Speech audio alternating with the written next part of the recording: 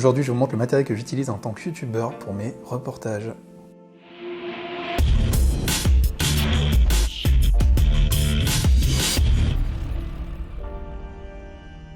Bonjour à tous, j'espère que vous allez bien, très content de vous retrouver pour cette nouvelle vidéo. Dans quelques jours, je vais partir en reportage, donc pour ma chaîne principale, donc je suis artiste peintre. Je vais partager avec vous ce reportage d'ailleurs de jour en jour, et voilà le matériel que je vais utiliser. Alors contrairement à ce qu'on peut croire, là il y a peu de matériel. Je ne vais pas utiliser du matériel lourd, je vais utiliser des choses qui sont simples mais qui vont quand même me permettre de pouvoir filmer qualitativement, d'avoir une excellente qualité d'image, de son, des images très stables qui va me permettre de faire tout type de plans, en mouvement ou pas, de faire des interviews, voilà. Donc déjà au niveau de la prise de vue, il y a deux choses. Donc première chose, mon Sony A7 III qui va me permettre de faire l'essentiel de mes vidéos. C'est un excellent boîtier, vraiment, il est très prisé par les youtubeurs, très réputé pour sa qualité et surtout en basse luminosité, qui permet de faire des vidéos en 4K d'une qualité vraiment exceptionnelle. Surtout avec cette optique-là, qui est un Sony Goldmaster 24 mm qui ouvre à 1.4, qui me permet vraiment d'être polyvalent pour ce genre de situation.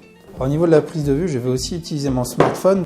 Pourquoi j'utilise aussi mon smartphone? C'est tout simplement pour les types vlogs. Pendant le trajet, pendant mes pauses ou autres, je vais partager pour cette chaîne-là, d'ailleurs pour vous, pour ma chaîne secondaire, les différentes préparations, l'évolution du reportage, un peu les coulisses en fait finalement. Donc je vais le faire avec mon portable. Pour ce, j'ai besoin d'être polyvalent, d'avoir quelque chose de simple. Que ce soit pour mon boîtier, mon smartphone, on verra après comment je stabilise tout ça. Après le son. Le son c'est le plus important, de loin. Pour mon boîtier Sony, je vais utiliser un émetteur-transmetteur Rode avec un micro-cravate qui va me permettre d'utiliser un micro-cravate sans avoir un fil entre le boîtier et moi. Ce qui me permet d'être en mouvement, de mettre devant la caméra, derrière, d'aller loin. J'aurai toujours un son parfait, sans être connecté. Donc voilà, pour tout ce que je vous présente aujourd'hui, je vous mets les liens en description si au cas où ça vous intéresse. Cet émetteur-transmetteur Rode, j'adore. Franchement, très bon rapport qualité-prix. Et vous verrez qu'il y a toujours un moment où vous allez en avoir besoin, parce que c'est très dur d'être dépendant et d'être accroché à son boîtier pendant qu'on fait une vidéo. Après, j'utilise aussi le Sony IC-DTX, je vous en ai parlé, à la base c'est un dictaphone mais très prisé des youtubeurs parce qu'il vous permet d'avoir une captation de son qui est très qualitative. Je vous l'avais déjà présenté, vous avez juste qu'à le clipser, à le mettre dans le col. La seule contrainte c'est qu'après il faut pas synchroniser avec vos images. Aujourd'hui ça se fait facilement, sur les logiciels ça se fait même automatiquement. Donc voilà, c'est pas forcément très contraignant et l'avantage c'est que vous avez beaucoup de liberté. Si vous faites une interview, vous mettez ça sur l'interviewé, dans le col. Et moi je continue à parler dans mon micro-cravate, ça permettra d'avoir de captations de très très bonne qualité. J'aurai plus qu'ensuite à synchroniser tout ça. Alors pour le son, moi je vais être essentiellement en intérieur, donc j'en ai pas forcément besoin ici, mais vous pouvez toujours envisager d'utiliser une bonnette spécifique pour l'extérieur pour vraiment anticiper le vent, parce que le vent ça peut être dramatique. Un vent qui souffle dans un micro, c'est insupportable, on ne s'en rend pas du tout compte au moment de la prise de vue. On en a la mauvaise surprise au moment du montage, donc pensez-y bien. On n'enregistre jamais une vidéo en extérieur sans. Ensuite pour le stockage, je parlerai de la stabilisation après. Pour le stockage, j'utilise mes SD, je vous recommande ce type de boîte, je vous mets aussi le lien dans la description. Ça vous permet de stocker vos SD, vos micro SD, ça permet aussi de les protéger, comme ça elles ne se baladent pas droite à gauche, parce que vous savez comment ça se passe, quand on commence à avoir 4, 5, 6, et ben on les oublie, on les perd, là il n'y a plus de souci avec ça. Ensuite, je vais utiliser pour le transfert de vidéo ce petit outil qui me permet soit de mettre une clé USB, une micro SD ou une SD qui va se brancher directement sur mon smartphone. Ici je ne vais pas prendre mon téléphone pour faire du montage, donc je vais utiliser ce type de boîtier pour pouvoir, si je veux dérocher sur mon smartphone, récupérer, soit faire une copie de sauvegarde, soit regarder un peu sur mon écran de smartphone à quoi vont ressembler mes rushs, mais il me suffit d'avoir ce type de boîtier. Je mets ma carte dessus, je branche sur mon smartphone, et voilà. Ensuite, pour l'alimentation, je vais sûrement être à des endroits où j'aurai pas l'électricité et j'ai pas envie de devoir me brancher à un endroit et de condamner mon boîtier ou autre pour pouvoir les charger. Donc, je vous recommande vraiment d'avoir un rack, une batterie du genre ici, elle fait 20 100 mAh, donc c'est vraiment de la bonne batterie. Avec ça, je vais pouvoir recharger intégralement à la fois mon smartphone, mon boîtier photo, mon émetteur-transmetteur Rode, mes stabilisateurs. Voilà, je pourrais tout charger avec ça sans le moindre problème. Je vous recommande vraiment d'en utiliser un. Bien sûr, il faut le charger avant de partir et c'est lui qui va vous permettre de charger de façon nomade tout votre matériel. Ensuite, pour la stabilisation. Stabilisation, j'ai deux gimbals, j'ai deux stabilisateurs 3 axes. De la marque Zhiyun, j'avais acheté celui-là et je suis resté chez Zhiyun parce que j'en suis très content. Ici c'est Zhiyun Crane 2, celui-là c'est la version un peu portable que j'utilise depuis des années. Comment ça fonctionne? Je vais tout simplement mettre mon smartphone dessus, j'allume. Et c'est parti, je suis stabilisé. Donc là, ça me permet de faire du travelling, de faire des mouvements très souples, très amples, d'avoir un portable qui va être toujours parfaitement droit. Donc ça, c'est vraiment super, j'utilise depuis des années, jamais d'à-coup. Même si aujourd'hui les smartphones sont stabilisés optiquement et numériquement, là vous avez vraiment une vraie stabilisation, c'est très appréciable et très qualitatif, ça fera différence dans vos vidéos. Là, l'avantage de ce stabilisateur, c'est qu'il ne prend pas de place. Il prend pas de place, il est léger. Vous pouvez facilement le prendre avec vous quand vous faites des plans du coup qui vont être des plans professionnels. Pour tout ce qui est vlog, je vais pouvoir utiliser mon smartphone avec ce stabilisateur. Et après j'ai la version haut de gamme là qui va être pour mon réflexe. C'est celui-là, c'est le Zhiyun Crane 2. Alors là, on est sur quelque chose de beaucoup plus lourd, d'encore plus qualitatif, plus lourd. Même le pied en lui-même est déjà lourd. Alors avec le réflexe, après je vous laisse imaginer, par contre, là on peut vraiment faire de l'excellente production, de très beaux films, déjà que le boîtier est qualitatif avec ce type de stabilisateur. Au début c'est pas évident, il faut arriver à le prendre en main.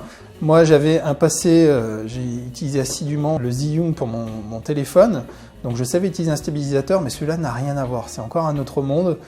C'est physique, franchement c'est physique, il faut apprendre quand même à se déplacer avec pour avoir des plans parfaitement stabilisés. Même si le Sony A7 III est très bien stabilisé, ça n'a rien à voir. D'utiliser un stabilisateur, vous aurez vraiment quelque chose de très très différent et très qualitatif.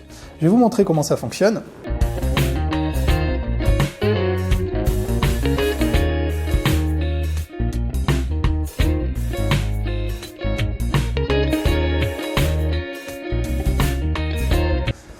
Voilà, donc même principe, j'allume mon stabilisateur. Et voilà, et mon boîtier est parfaitement stabilisé. Il faut avoir quand même une bonne tenue en main, être assez ferme au moment où vous allez faire votre prise de vue pour être sûr que tout soit parfaitement lisse, mais regardez. Vous voyez le concept? On est vraiment sur quelque chose qui va rester... Alors après, vous avez plein de modes différents, mais là le but c'est d'avoir un objectif qui va toujours filmer la même chose, qui va rester sur son sujet, sans tremblement, sans mouvement brusque, sans changement d'angle. Voilà, donc c'est parfait, vous pouvez marcher, vous pouvez courir, ça fonctionne très très bien. Après vous avez des fonctionnalités comme la molette qui peuvent vous permettre de jouer sur la bague de mise au point. Voilà, dites-moi si ça vous intéresse, je vous ferai une vidéo sur ce magnifique stabilisateur 3 axes.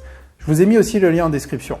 Après je vais pouvoir faire des rotations, du travelling, je peux ici, j'ai une gâchette, très doucement faire des petits mouvements, regardez, de caméra comme ça.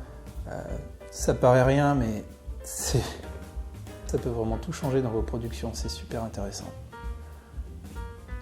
Alors maintenant, qu'est-ce que je peux vous dire? C'est que pour les reportages, c'est très intéressant de ne pas avoir trop de matériel. Ici, ça peut donner l'impression que j'en ai beaucoup, mais une fois que tout est monté, il n'y a pas beaucoup de matériel. Mais ici, avec ce que je vous ai présenté, je vais être super polyvalent. Je vais pouvoir filmer en toute situation. Faudrait-il encore, si après moi je veux me filmer en face cam, que je prenne un tripode ou un monopode, un pied? Pour mon pied, moi j'utilise un Manfrotto. Je l'utilise pour toutes mes vidéos, je l'utilise d'ailleurs pour celle-là. Mais ici, je ne sais pas encore si je vais le prendre.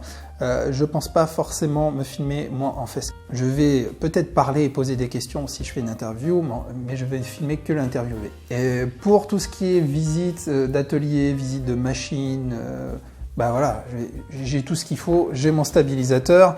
Après, pour tout ce qui va être vlog, ça va être, comme je vous l'ai dit, mon mobile directement avec captation du micro du mobile, hein, qui a un son tout à fait correct. Après, ce que je peux vous recommander, c'est quand même d'essayer de bien préparer, d'essayer de comprendre ce que vous allez faire. Allez oser demander au sujet de faire une interview, préparez votre interview s'il y en a une.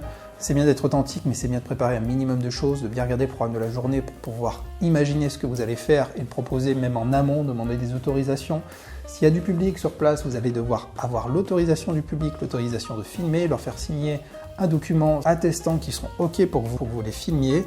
Voilà, ça c'est une base juridique en France, vous êtes absolument obligé de demander l'autorisation de personne que vous filmez, sinon il va falloir flouter les visages et je vous laisse imaginer le travail que ça va demander en post-traitement. Voilà. Je vous remercie d'avoir regardé cette vidéo. Moi je m'appelle Anthony Chambaud, je suis artiste peintre et youtubeur.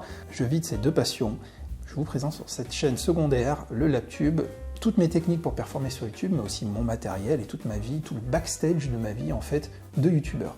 Abonnez-vous pour être certain de recevoir les prochaines vidéos parce qu'il va en avoir plein. Je vous propose aussi, il y a le lien en fin de vidéo, mes 21 techniques pour démarrer, ainsi qu'un petit package de petites ressources à mettre dans votre vidéo, des boutons, des petites animations, voilà, différentes choses. C'est gratuit, le lien est dans la description. Et pour finir, je vous pose une question, et vous ? Qu'est-ce que vous utilisez? Est-ce que vous utilisez un autre type de matériel? Qu'est-ce que vous faites pour vos reportages? Est-ce que vous avez... Parce qu'il y a plein de possibilités, hein. Il y a bien entendu plein de possibilités, donc j'ai hâte de pouvoir vous lire.